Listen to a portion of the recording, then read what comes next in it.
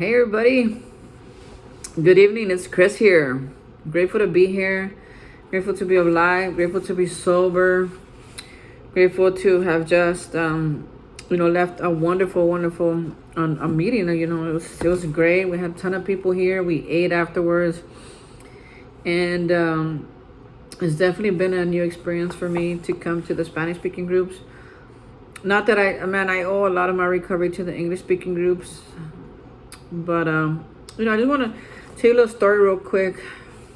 So, I've been in recovery for some time now, and it ebbs and flows. Sometimes it's really, really good, and sometimes it's really, really bad. And sometimes I feel like, man, what are you doing here, Chris? I mean, just it's okay to go live your life without going to so many meetings, without being part of so much service work. You'll be okay. And I remember this one time they gave me this area position. And I remember going to the first conference and just thinking like, what did I get myself into, right? I can get out of this right now. Nobody has me here. I can get out but while I was there, it's like, well, you're here, so you got to do what you're supposed to do. So I'm the area translator, right? So I translate the conference from English to Spanish so that our Spanish speaking attendees can understand what's going on and can get all the information, right? It's kind of like part of my mission. Well, the position was already there, but once it was my turn to take over that position, when I was asked to, then I wanted to make a point that while I was translating, that they would get as much information as possible.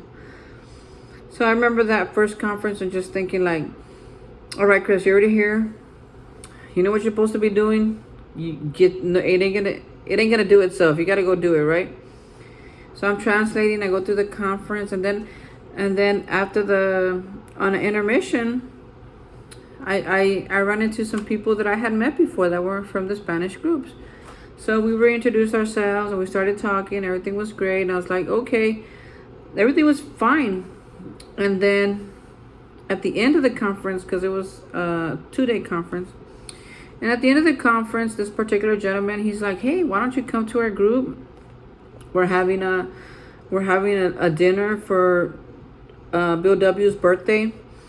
They celebrate his birthday here. And I was like, okay. I said, I'll go, right? But I still had that thought in my head, like, man, I don't want to do this. I don't want to be the area chair. I want to just, I don't know if I could do this, right? And just feeling just out of love and out of touch with the program. And I remember accepting the invitation, and on my way home, instead of going straight home, me and my doggies, we got to this group and we hung out here with them. And I remember just thinking like, okay, I think I can hang in here a little bit longer. And man, this group has just totally like given me the space to fall in love with my recovery again, to fall in love with my service position, to be a part of something bigger, all over again. And it's wow. I feel like that invitation that gentleman gave me to be here was what got it all started. And I tell him a lot. I say, man, thank you for inviting me, because I was ready to quit. And your invitation just, because you invited me and I accepted. And today when I accept an invitation, I show up. So I showed up, and I feel like I got a new life, a new opportunity in my recovery, and I'm very grateful to that guy. So here I am in this group, and we had just another great meeting, another fun time, another I learned, because these guys, they carry the message way different than what I'm used to. So I pay a little more attention because it is in a different language, and while I speak the language, I don't quite know all the words yet. So I'm still learning, and it's just such a wonderful experience. So I guess the point of, or the moral for me of this story is like, If you feel in your gut that you want to invite somebody somewhere, like, invite them. If you feel in your gut that you want to, maybe pass a message on to somebody, then pass it to them, right? Go ahead. I mean, these feelings, these invitations, while they may come natural for some of us, the longer we stay here in the beginning, they're just like, what? I'm not going to invite him. What? I'm not going to tell him that. What? But you never know whose life you're going to change. And that guy, he just listened to his gut and said, I'm going to invite him.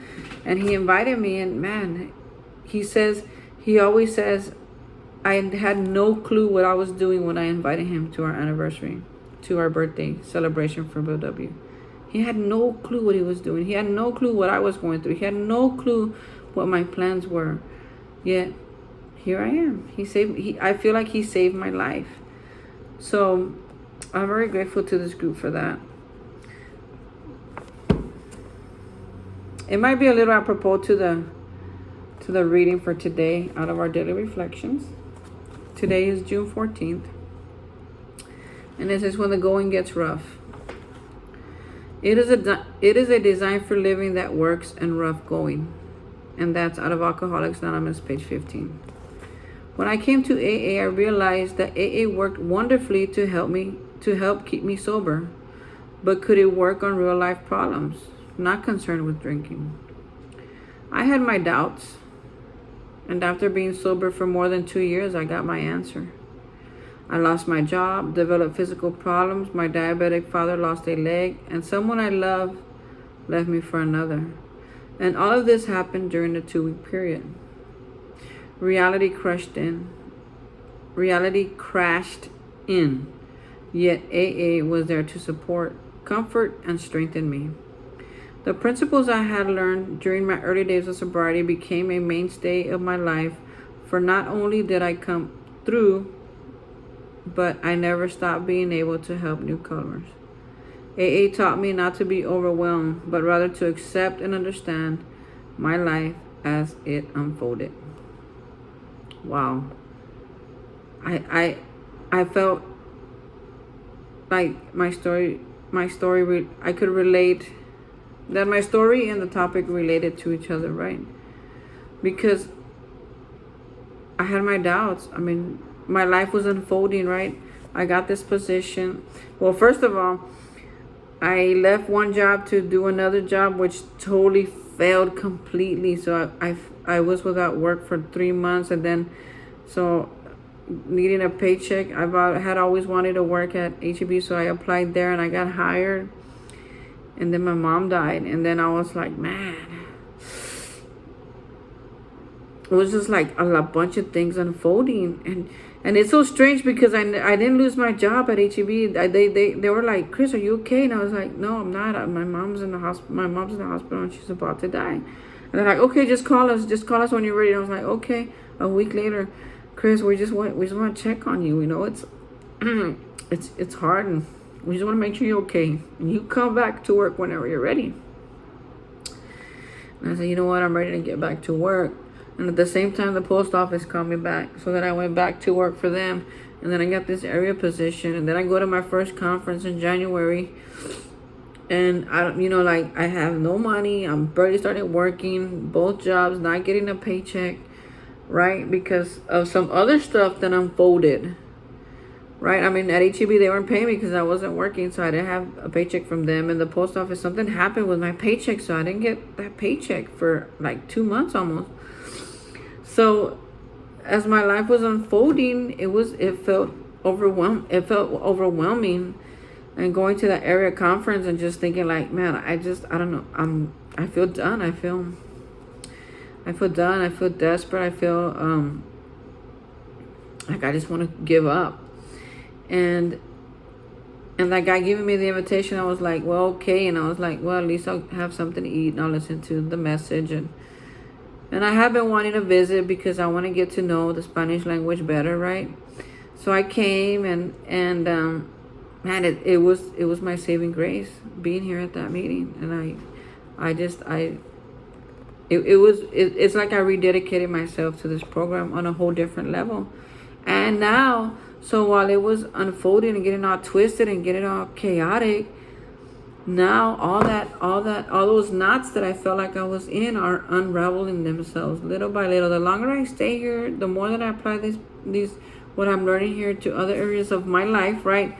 Because what I know today is that alcohol was but a symptom. It was just what I used to numb myself from feeling what I was really feeling. The hurt, the loss, the pain, the wounds, the childhood, the teenage years, the adulthood, the coming out, all that stuff. Watching my my family dynamics, me not be able to be successful at me not finishing things I started. Those are a bunch of things that I was dealing with, and to just quiet the voice or just to numb myself, I would drink till I got drunk. It was the only reason that I would do it, especially towards the end. I mean, I needed it to survive because my head wouldn't stop, my heart wouldn't stop, my spirit was dying, my body was like giving up. There was a lot of things that were happening, right? They call it rock bottom. So my rock bottom was very emotional and spiritual in the spiritual realm more than the physical realm, but it was there, and it was mine. It was enough for me to be like, man, I can't live like this no more, right? So as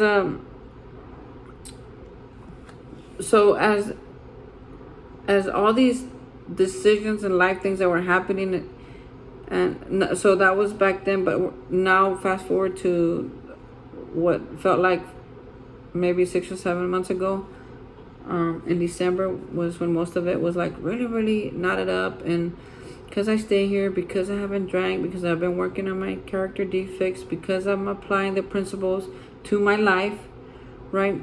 These knots are unraveling themselves to where they're still there. That my mom won't come back.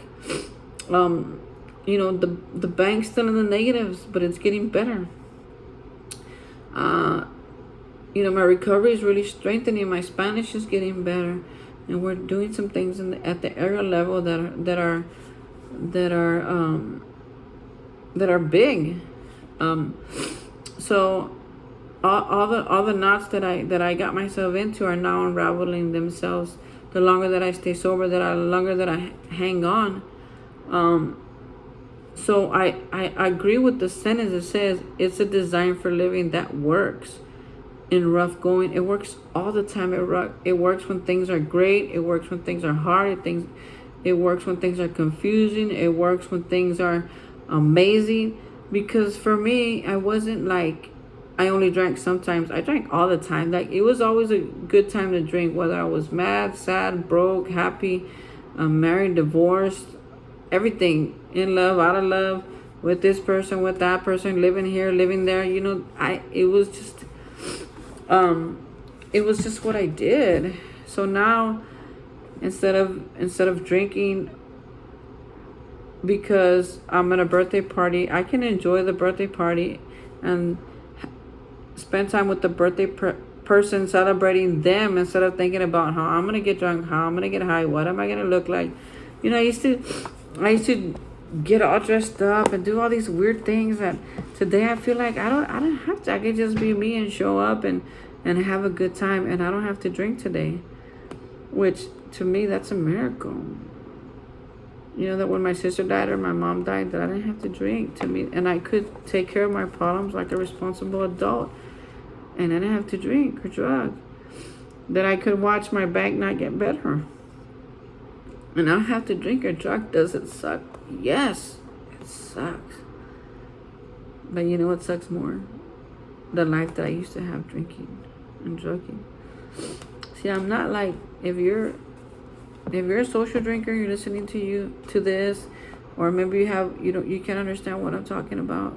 I'm so grateful, because for me, I can't just have one. For me, I can't socially drink. For me, I can't, I can't just go and have dinner and have a drink. That's not I'm different in that way. I can't do that, and that's okay. I mean, nobody thinks about it as much as we do, as I do. You know, I've asked my friends before. I'm like, what do you when you go out to eat? What is your thought process behind ordering a drink? And they're like, there is none. And I said, there's none. They're like, no, I just get a drink. It's like, oh. And I'm like, well, did you know what you wanted to drink? While, you know, when we made the plans to come to this restaurant, they're like, no, I didn't. They're like, stop being weird. But I'm not being weird. I'm just curious. What do normal people think when they're going to order a drink? Me, I think about, like, if I know I'm going to have dinner with somebody, I'm already thinking about the restaurant that we're going to go to and what am I going to order? What am I going to drink? How many drinks I'm going to have? You know, sometimes I would go to certain restaurants only because they have the best drinks, right? And the best prices. So we'd go there all the time with that intention. Like, my whole life was controlled by drinking. And that does not happen in normal people. I guess that's my gift because it happens to me. It's weird. I think it's strange.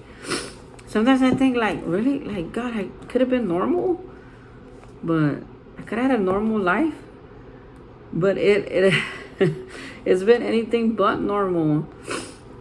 I'm alcoholic, right? I one time, transgender man. It's like poverty, Mexican. You know, this is like, I was like, man, this is strange. I feel like I'm just like this really like a psychedelic person or something. But I'm grateful because I think today I'm the best that I have ever been. I love who I am today. I'm watching myself doing this video and just thinking like, man, you're so cute. I've never thought I was cute. Never in my whole entire life. I'm funny. I'm fun to be with. And I'm not tooting my own horn. I mean, I probably am, but not for any other reason to recognize the difference in me and my attitudes and how I think today and how I can love myself and how I can love others and how I can enjoy my day without being obsessed over drinking or not drinking even. I don't even obsessed about not drinking. I just live my life. That's it. And I come to these meetings and I make these videos to carry this message to other people who don't know there's a solution. Today we had a newcomer, somebody who's never been to a meeting, who's looking for a solution, who is thinking maybe they might have a problem with the way they drink, right? So they're here, and I'm just like, oh my God, I want to get up here. And the place was packed. It doesn't get this packed very often, but I got it. I went up to the podium and I started talking because why? Because I'm passionate about the newcomer. Because I too was a newcomer, coming in here not knowing what to do, not knowing what I'm getting to, lost, thinking like, man, what did I get myself into? And man, if I would have known then what I know now, it would have probably been different. But this program, it just gets better all the time. It just does. The longer I stay here, the better my life is. I mean, like, it's really good. I have a really good life today. And as a kid, I never thought that. I was just trying to survive, really. I was just trying to survive. People will ask me, what do you want to be when you grow up? I would say, I don't know. And that's it. And I would run away because I couldn't answer the rest of those questions, the rest of it. Because I didn't know. I just needed to survive that day without this happening to me, that happening to me, without me doing this, without, I could go on forever telling you how hard it was, but why? I don't want to. I mean, I will. Eventually you'll know a lot of things about me, but man, it's just,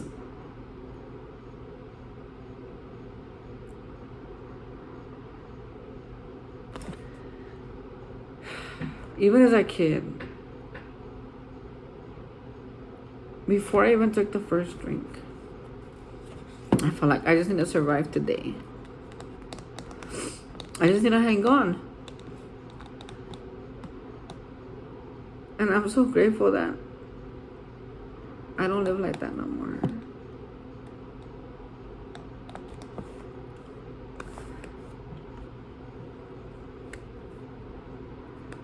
You know, when things happen, when things go rough, like the reading says, I have a peace.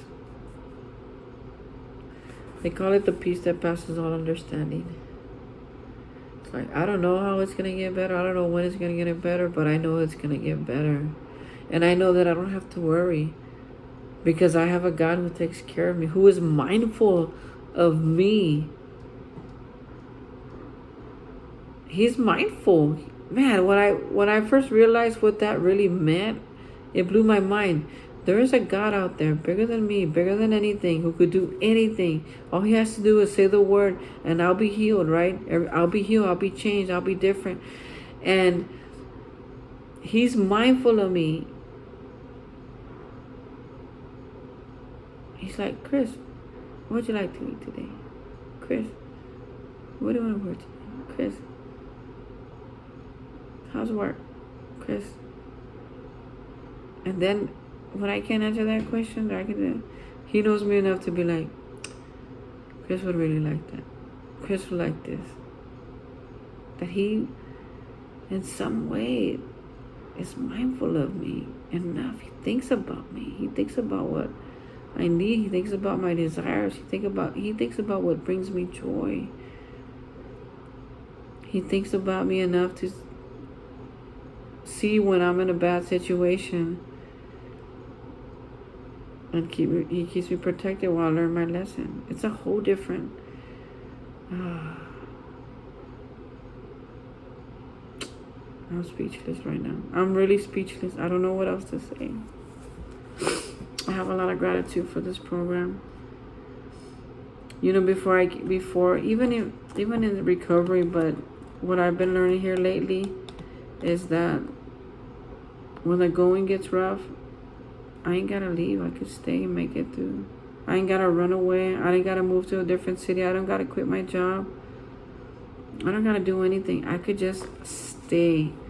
Stay, pray, meditate, watch things unfold. God, it's just amazing. It's just a whole different way of being. Why? Because I'm intentional. I'm intentional about my life today, how I want to live it, who I want to live it with. I'm intentional about going after my dreams, going after what I want. I'm intentional about not hurting people.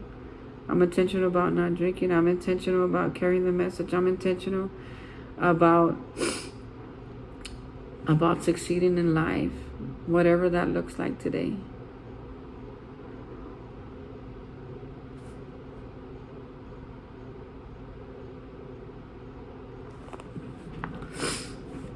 It's been really good sharing with y'all today. I hope you can get at least 1 or 2 words, maybe something that can help you or help somebody. You see this video, share it with somebody. You don't have to say nothing, just share it. Say, hey, I saw this video. I'll share it with you. No big deal. They get the message, cool. If they don't, then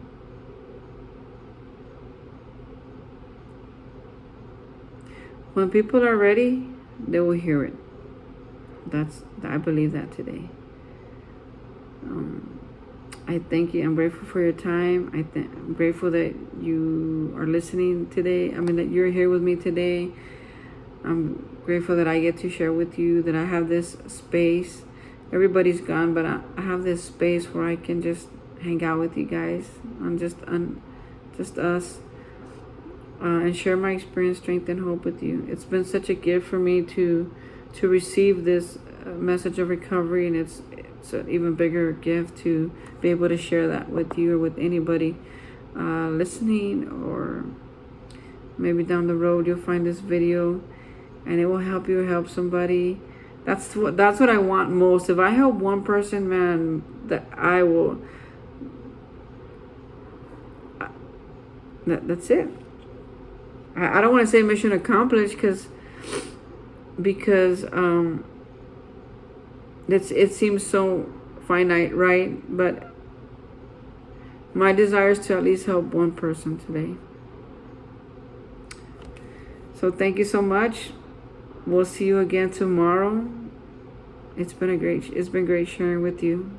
I love you all. Bye.